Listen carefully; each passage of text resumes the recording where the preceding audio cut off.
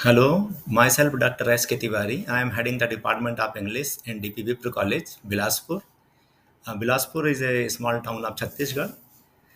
It is the second most important city of Chhattisgarh. So today I will discuss Aristotle's theory of tragedy. I have divided my lecture into 10 parts. We shall begin with how tragedy is different from other poetic forms. In the second part, we will discuss the definition and nature of tragedy, followed by function of tragedies. Then we shall discuss the constituent parts of tragedy: plot, character, diction, thought, spectacle, and song, followed by characterization. Later on, we shall go to discuss the tragic hero, followed by significance of plot. On number 8, we shall discuss Aristotle on unities, followed by sources of tragic pleasure, and at last we shall conclude. I will give you my conclusion. So let us start with the first point: how tragedy is different from other poetic forms. Different in terms of medium of imitation, objects of imitation, and manner of imitation. Poetry differs from painting and music in its medium of imitation. Poetry itself is divisible into epic and dramatic on the basis of its manner of imitation. The epic narrates while the dramatic represents through action.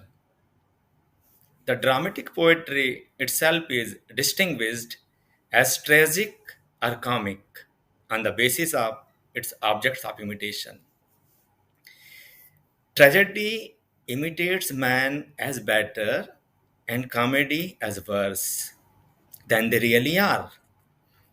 In this way, does Aristotle establish the unique nature of tragedy and differentiates it with from the other kinds of poetry.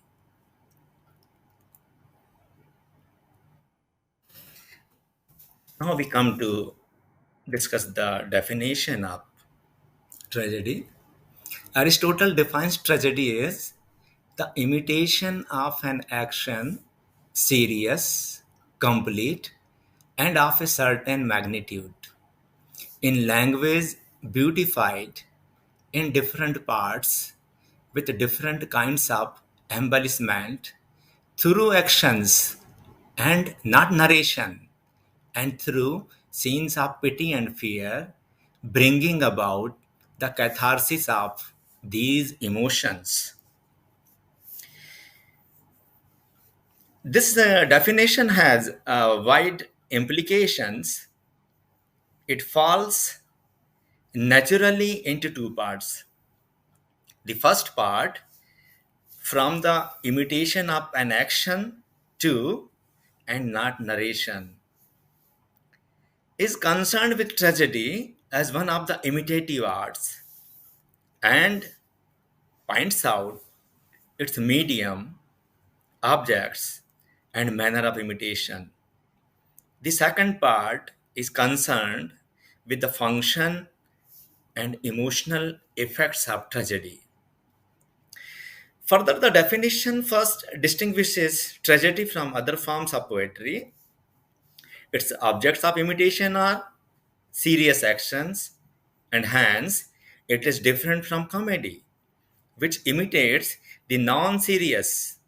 Humphrey House explains the word serious as meaning weighty or important. So, Humphrey House meant by serious what is weighty or important. Secondly, tragedy, on the basis of its manner of imitation, is distinguished from the epic, which narrates and does not represent through action. Thirdly, on the basis of its medium, it is distinguished from the lyric. It employs several kinds of embellishment in different parts, that is, verse in dialogue and song in choric part.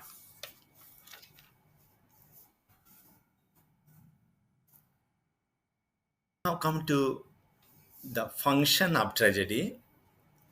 As regards the function of tragedy, Aristotle points out that it is to present scenes of fear and pity, and thus to bring about a catharsis of these emotions. But it does not supply any explanation of this function of tragedy. Hence, critics have advanced a number of explanations, and the term has been variously interpreted. What Aristotle exactly meant by the term can only be understood with reference to his other works, more especially the rhetoric, the politics, and the ethics. The whole question is a complex one, and a number of interpretations are possible. But for our purposes, it would suffice to say that by the catharsis of such emotions as pity and fear, he means their restoration to the right proportions, to the desirable mean, to the golden means, which is the basis of his discussion of human qualities in the ethics. Aristotle describes six formative elements of a tragedy, that is, plot, character, diction, thought, spectacle, and song. Two of these parts relate to the medium of imitation, one to the manner of imitation, and three others to the objects of imitation. Song, or the lyrical element, is to be found in the choric parts of a tragedy. It is the embellishment spoken of earlier which distinguishes the tragedy from the epic. It is one of the sources of the pleasure of tragedy. The spectacle or the scenic effects have more to do with stagecraft than with the writing of poetry. And hence, Aristotle is of the view that the dramatist must depend for his effects on his own powers rather than on spectacle. Regarding characterization, Aristotle opines that characters must be good, appropriate, must have likeness, and must have consistency. Regarding the tragic hero, Aristotle lays down that he should neither be perfectly good nor utterly bad. He should be a man neither of a blameless character nor a depraved villain.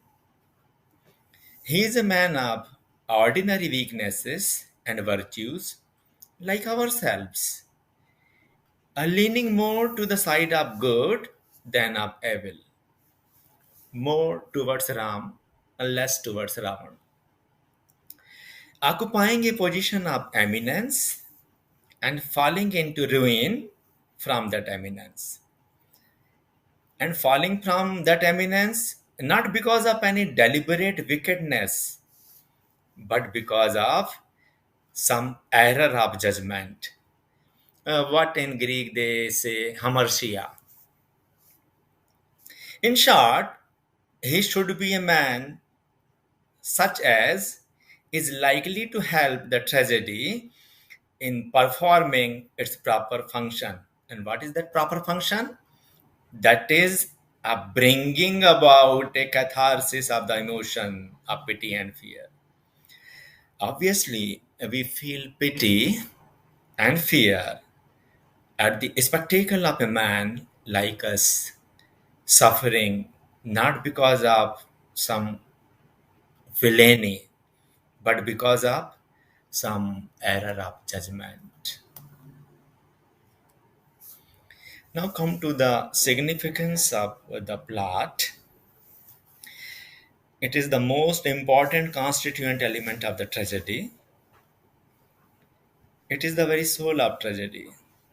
By plot, Aristotle means the arrangement of incidents. Incidents mean action, and tragedy is an imitation of actions, both external and internal. That is, it also imitates the mental processes of the dramatis personae. He likens the plot of tragedy to a living organism. He says it must be a complete whole, like a living organism, and like it, also of a certain magnitude. Magnitude means it must have a certain length.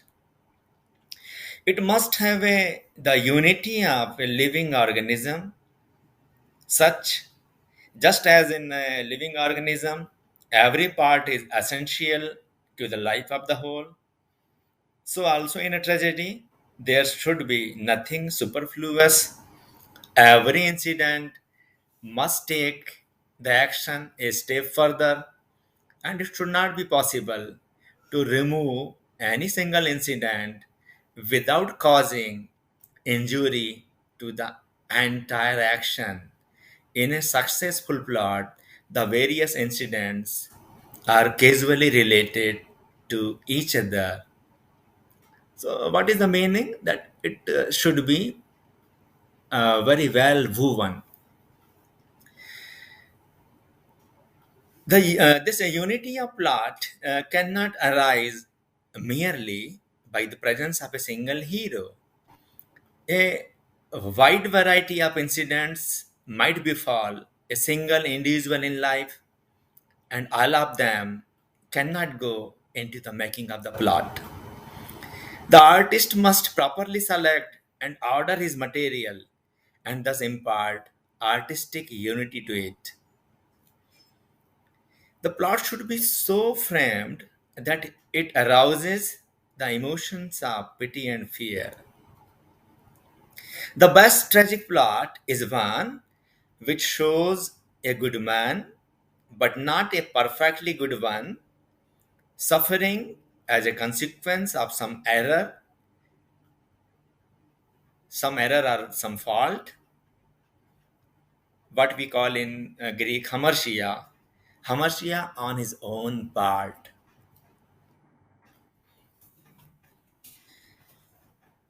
Now, what Aristotle thinks on unities. He emphasizes only one of the three unities, the unity of action. He is against plurality of action as it weakens the tragic effect.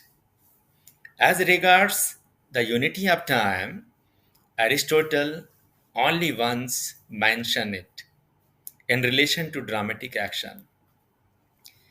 Comparing the epic and the tragedy, Aristotle says tragedy tries as far as possible to live within a single revolution of the sun or only slightly to exceed it, whereas the epic observes no limits in its time of action.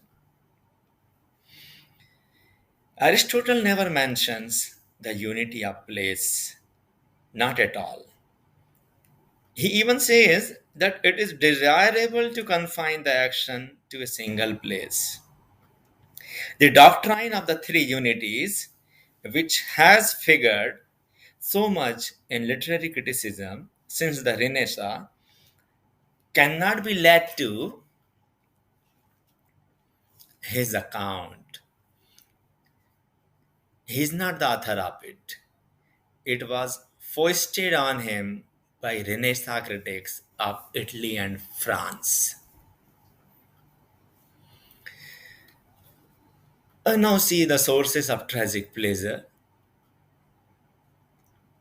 According to Aristotle, the function of poetry is to give a certain refined pleasure, and in this, he goes counter to the view that poet is primarily an ethical teacher. Each kind of poetry has its own aesthetic pleasure. However, this proper aesthetic pleasure can be possible only when the requirements of morality are satisfied. He considers pleasure as essential and moral function as only incidental. So, more emphasis is on pleasure. Now, see the sources of the tragic pleasure. The pleasure is derived partly from our natural sense of harmony and rhythm. So, we have been built like that by the Almighty God. Pleasure is also derived partly from the instinct of imitation. Naturally, it is pleasure arising from seeing a thing or action well imitated. And you see, poetry is imitation and imitation of something with which we are not familiar increases our knowledge. And to know, to learn is pleasure. But these two sources of pleasure are common to all poetry. So, what is so distinctive about the pleasure derived from the tragedy? The peculiar pleasure of tragedy is caused by the catharsis of the emotions of pity and fear. Tragedy imitates action and life, it's the pain and misery. And if this imitation is well done, it is gripping and absorbing. There is a total emotional identification of the spectator with the person who suffers on the stage. Peripetia and anagnosis are commended by Aristotle because they heighten the seductive power, the gripping interest of the action. So, in this way, we smile through our tears. Tragedy gives pleasure because it results in enhanced understanding of life and its problems. It provides a kind of inner illumination. This inner illumination is you can see it well on the sages, on the face of the sages, on the face of the saints. The unity of the plot, the diction, and the spectacle are other sources of pleasure in a tragedy. So, such are the main features of Aristotle's theory of tragedy. The theory might have its weaknesses. Aristotle knows only Greek tragedy. So his conclusions are based entirely on the drama with which he was familiar.